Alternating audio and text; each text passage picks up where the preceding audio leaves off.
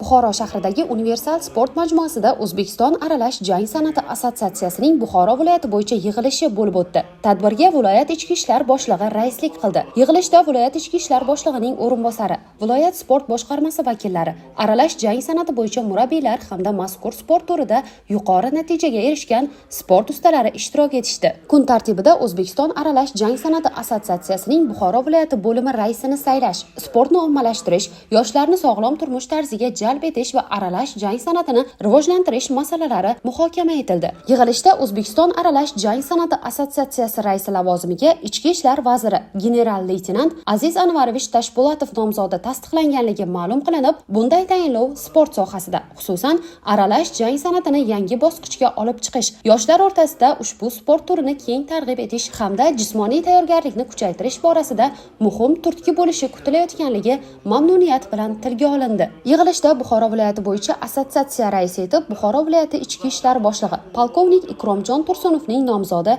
bir ovozdan ma'qullandi. Tadbir davomida aralash jang san'ati sport turini aholi, ayniqsa ko'cha yoshlari o'rtasida targ'ib qilish, ularni sportga jalb etish orqali huquqbuzarliklarning oldini olish muhimligi ta'kidlandi.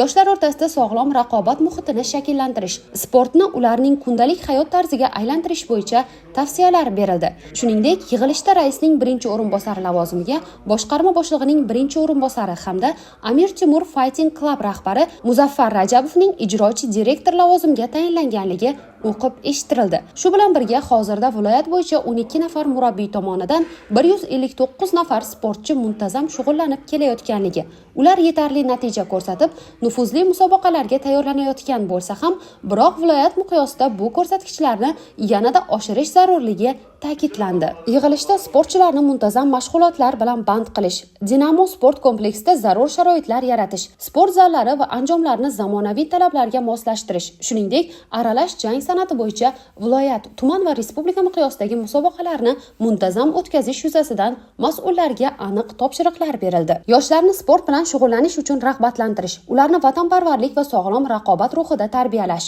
shuningdek, aralash jang san'ati bo'yicha faol sportchilarni moddiy va ma'naviy qo'llab-quvvatlash, iqtidorli yoshlarga amaliy yordam ko'rsatish vazifalari belgilandi. Yig'ilish yakunida sportni ommalashtirish, ko'cha yoshlari o'rtasida sog'lom turmush tarzini targ'ib etish va jinoyatchilikka qarshi kurashda sportning tarbiyaviy ahamiyatini kuchaytirish bo'yicha bir qator tavsiyalar berildi.